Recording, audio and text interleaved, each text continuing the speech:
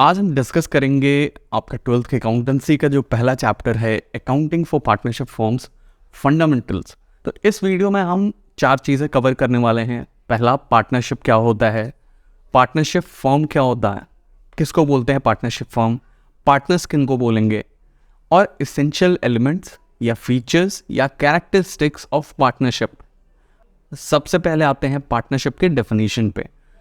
अब ये डेफिनेशन बहुत इजी टू रिमेंबर होगा अगर आप इसको समझ लेंगे तो, और इसको अगर अच्छे से समझ लेते हैं तो इसी में मैं आपको पॉइंट्स बता दूंगा जो कि आपके इसेंशियल्स ऑफ पार्टनरशिप में कवर हो जाएंगे, तो आपको वो अलग से रिमेंबर करने की ज़रूरत नहीं पड़ेगी।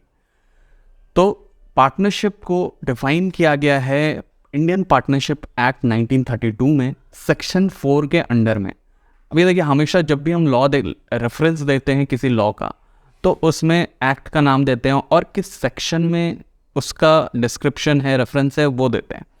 तो इंडियन पार्टनरशिप एक्ट 1932 गवर्न करता है पार्टनरशिप को इंडिया में, और इसके सेक्शन 4 के अंडर में पार्टनरशिप को डिफाइन किया गया है।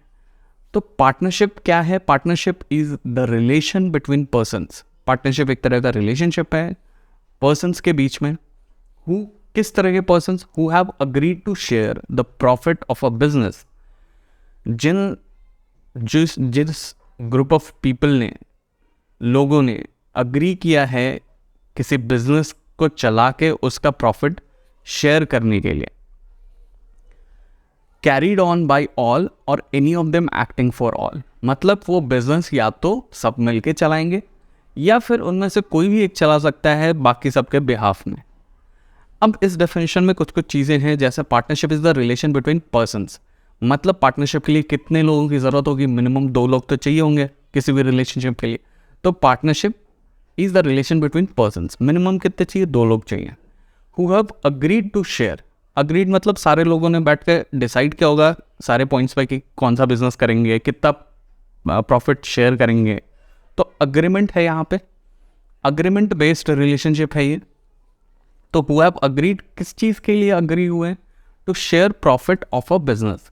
मतलब एक तो बिजनेस शुरू करना है पार्टनरशिप के लिए, पार्टनरशिप की डेफिनेशन में ही बिजनेस है। किस चीज़ के लिए अग्रीमेंट है इनका? एक बिजनेस चलाने के लिए, और इंटेंशन क्या है कि प्रॉफिट कमाएंगे उससे, और इंटेंशन क्या है इनका कि उस बिजनेस से जो भी प्रॉफिट होगा वो हम शेयर कर लेंगे। कैसे शेयर करेंगे? ये सारे पार्टनर्स मिलकर डिसाइड करते हैं कि हम प्रॉफिट को कैसे शेयर करेंगे, लेकिन प्रॉफिट शेयर करने का इंटेंशन है इनका।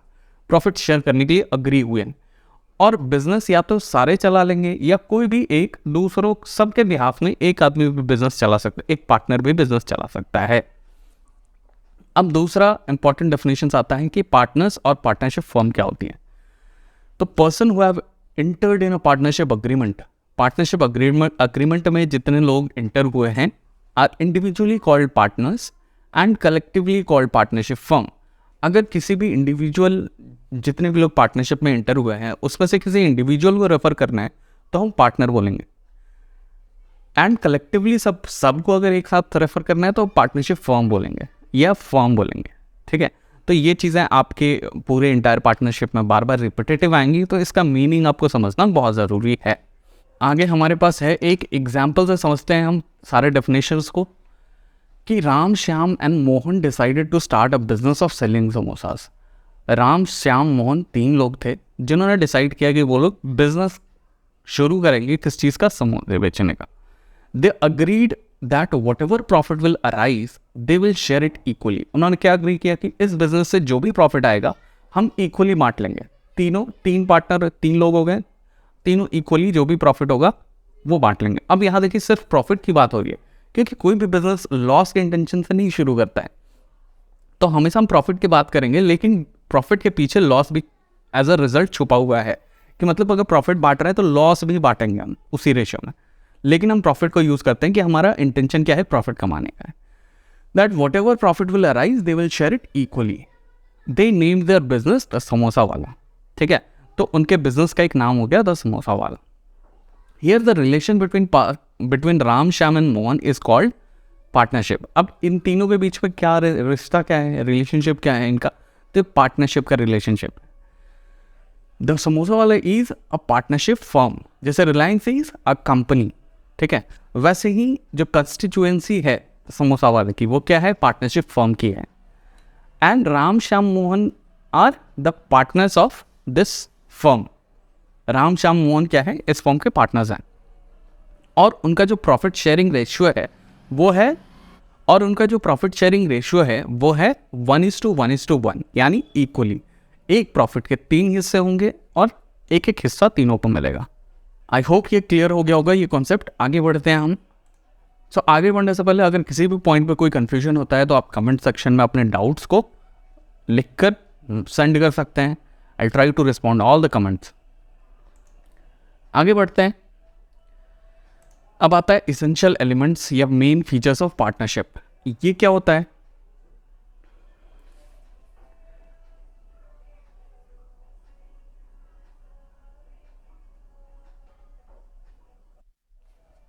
अब आगे बढ़ते हैं। इसेंशियल एलिमेंट्स ऑफ पार्टनरशिप या मेन फीचर्स या characteristics of partnership. Essential elements का मतलब क्या होता है?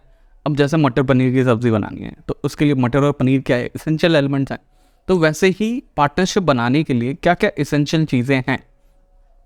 सबसे पहला, there must be minimum two persons to create a partnership. Minimum 2 लोग चाहिए पार्टनरशिप क्रिएट करने के लिए, हमने कवर कर लिया।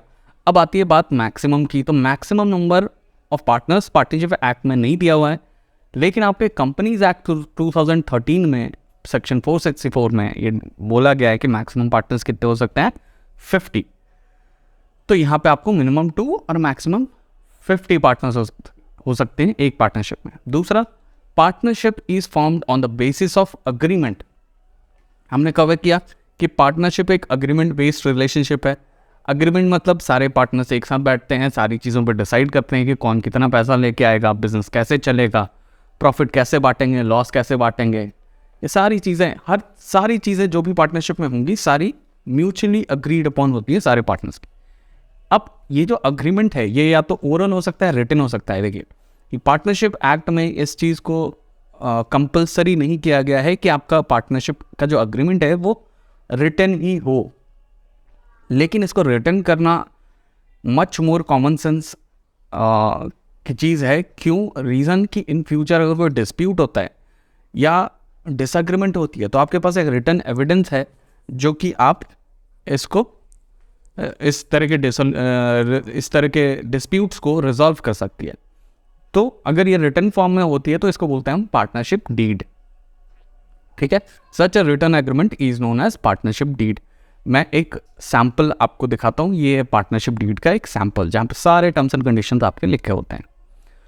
Now, partnership can only be formed for the purpose of carrying out a business with the intention to earn profit.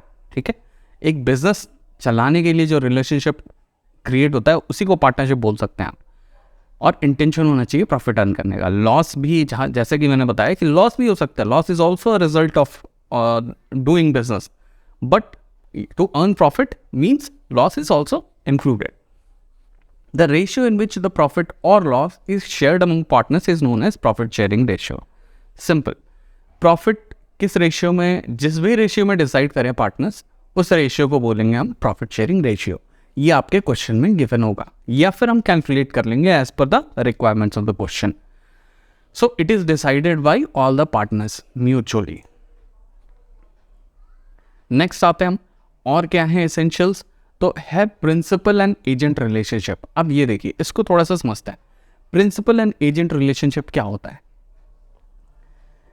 अगर suppose करिए कि आपका एक मान लीजिए कोई एक नौकर होता है। ठीक है, तो नौकर क्या होता है कि जो मालिक होता है उसका एजेंट होता है। ठीक है, सपोज मालिक ने बोला कि हाँ जाओ उस दुकान से इतना सामान लेके आ जा। ठीक है, तो वो दुकान पे जाएगा, किसको रिप्रेजेंट करेगा?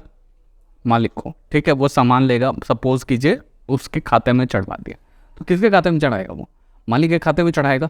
तो किसको रिप्रेजेंट कर रहा है? मालिक को रिप्रेजेंट कर रहा है। तो वो मालिक का क्या हो गया? एज एन एजेंट हो गया। समझ रहे? मालिक के लिए काम कर रहा है, के बिहाफ में काम कर रहा है। तो यही इसी तरह का रिलेशनशिप होता है पार्टनरशिप में।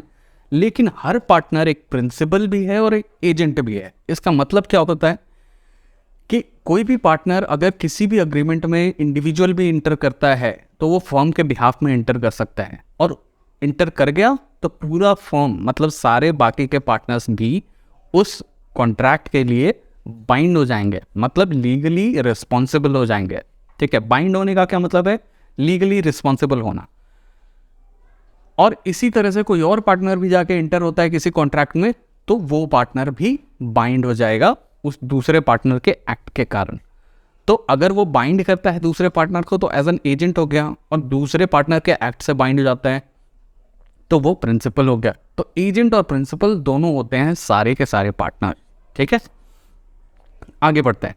Business can be carried on either by all the partners or any of them acting for all. ये सिंपली ऊपर वाला जो एजेंट प्रिंसिपल रिलेशनशिप है उसी को उसी को रिप्रेजेंट करता है कि या तो सारे पार्टनर्स मिलकर बिजनेस चला सकते हैं या कोई भी बिजनेस चला सकता है सारे के बिहाफ में एक्ट करते हुए। Now partnership firm has no separate existence from its member. अब इसको समझिए, रिलायंस है, ठीक है, तो रिलायंस में कंपनी में क्या होता है, मालिक कौन होता है? शेयर होल्डर्स होते हैं। ठीक है, तो अगर सपोज कीजिए शेयर होल्डर्स की मीटिंग के लिए सारे शेयर होल्डर्स मीटिंग्स में जा रहे हैं और एक्सीडेंट हो गया और सारे शेयर होल्डर्स मर गए, तो क्या रिलायंस बंद हो जाएगी? नहीं, लीगली उनके शेयर्स, शेयर होल्डर्स के शेयर्स ट्रांसफर हो जाएंगे उनके लीगल हायर्स, यानी उनके फैमिली मेम्बर्स जो भी हैं, नॉमिनीज जो हैं, उनको ट्रांसफ़र हो जाएंगे और वो नए शेयर होल्डर्स हो जाएंगे। लेकिन कंपनी बंद नहीं होगी, कंपनी पहले भी चलेगी बाद में भी चलेगी। लेकिन ऐसा केस पार्टनरशिप फॉर्म नहीं होता है। अगर मान लीजिए यही केस है कि सारे हमने एक पार्टनरशिप फॉर्म बनाई द समूहा वाला, अब इसके जो पार्टनर्स है राम श्याम मोहन, ये तीनों एक साथ जा रहे थे बस में और बस का एक्सीडेंट हो गया, तो पार्टनरशिप फर्म रहेगी? नहीं रहेगी। ठीक है, इसी को बोलते हैं कोई सेपरेट एग्जिस्टेंस नहीं है इनका पार्टनर्स से। मेंबर्स का मतलब यहाँ पे पार्टनर्स।